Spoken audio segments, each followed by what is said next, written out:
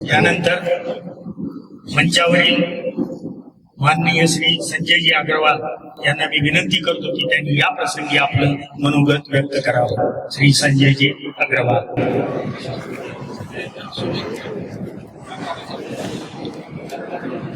या शेतकरी मेळाव्याला उपस्थित सर्वांचे स्वागत. आज आपल्यामध्ये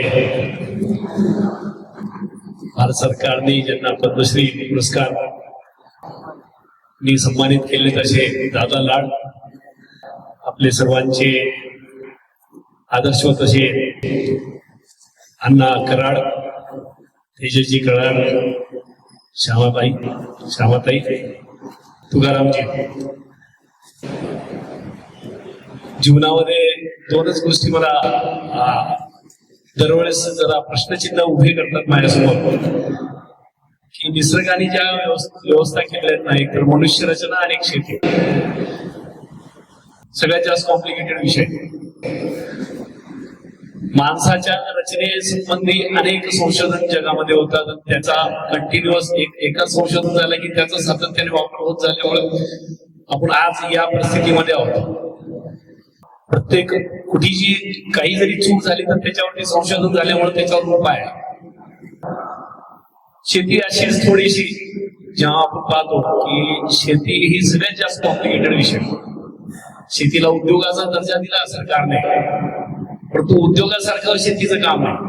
उद्योगामध्ये एक साचेबंद पद्धत असते की रॉ मटेरियल आल्यानंतर त्याला एका पर्टिक्युलर साच्यामध्ये प्रोसेसने ती जाते आणि त्या शेवटी त्याचं फलित काय येणार आहे ते सगळ्या उद्योजकांना माहित असतं.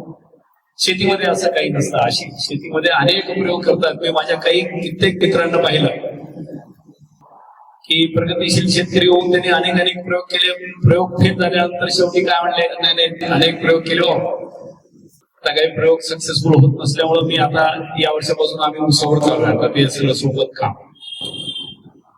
हे कशामुळे होतं? कारण की ज्या चांगले उदाहरणं असतात, ज्या शेतकऱ्यांनी चांगले प्रयोग केले आणि त्यांच्या प्रयोगामधून त्यांना सक्सेस मिळालाय, हा दुसऱ्या शेतकऱ्यांपर्यंत विषय जात. एकमेकांच्या संपर्कात आपण राहिलो. माणूस कसं करतो, आम्ही बी घडलो, तुम्ही बी घडा, असा हा विषय. की मला जे प्राप्त झालंय, मला जे संशोधनातून माझ्या प्रयत्नातून जे सक्सेस मला प्राप्त झाले ते इतरांना सांगावं. इतरांना सांगण्यासाठी ते शेतकरी बांधव सगळे एकत्रित यावे. हे एकत्रित येऊन एकमेकांच्या विचारांची देवाणघेवाण व्हावी आणि त्यामधून सगळं समाज आणि हा राष्ट्र प्रगतीशील व्हावं. यासाठी हा शेतकरी संघटनेची स्थापना. भारतीय किसान संघाचा उद्देश 1979 पासून जो स्थापित झालेला आहे की भारतामध्ये सगळ्यात महत्वाची संघटना कुठली व्हायला पाहिजे तर ती शेतकरी संघटना. आणि हाच विचार डोक्यात धरून दत्तोपंत ठेंगडींनी शेतकरी संघटनेची स्थापना केली. आज मला म्हणजे आनंदी आहे, परंतु तो जो आनंद एकदम उच्च स्तरावर जायला म्हणजे तो का येत नाही, कारण की शेतकरी संघटनेमध्ये पाहिजे तरी शेतकरी जात नाहीत अजून.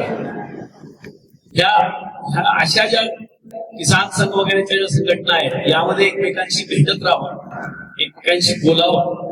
दादा लाड सारखे मार्गदर्शक आपल्याला वेळोवेळी मिळतात, मार्गदर्शन करतात. आज इसाकभाई, सादिकभाई यांचा 4 हेक्टरमध्ये त्यांनी 1 कोटी टोमॅटोचं उत्पादन केलेलं आहे. आपण परत एकदा विचार करा, जगाच्या पातळीवर संपूर्ण विश्वामध्ये फक्त एकाच ठिकाणी प्रोडक्शन होतं, बाकी सगळ्या ठिकाणी प्रोसेसिंग आहे.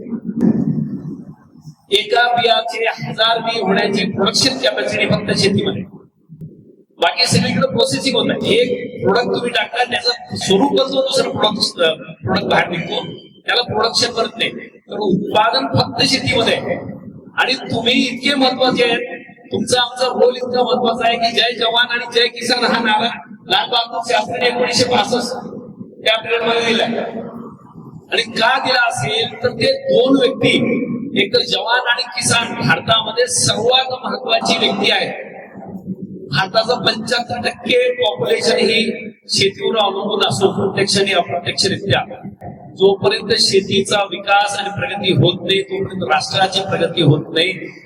सर्वांची प्रगती व्हावी ही संपूर्ण राष्ट्राची इच्छा आहे. आणि तुमच्याकडे ही जी कास धरलेली आहे देशाच्या प्रगतीची ती नीट धरून ठेवावी. राष्ट्रीय आपला हा जो गाडा आहे हा पूर्ण जोमाने पुढे घेऊन जाण्याची जबाबदारी तुमच्यावर आहे. तुम्हा सर्वांना शुभेच्छा देतो आणि सर्व शेतकऱ्यांना अशी विनंती करतो की किसान संघ असो किंवा शेतकरी शेतीशी संबंधित जिथं जिथं परिसंवाद होतात त्या सर्व परिसंवादामध्ये आपण जावं. ह्याच्या संशोधनामधील जेवढे काही विषय असतील ह्या सगळ्यामध्ये आपण हिरिरीने सहभाग घ्यावा. आपले अनुभव सांगावे, लोकांचे अनुभव घ्यावे आणि आपली आणि राष्ट्राची प्रगती करून घ्यावी.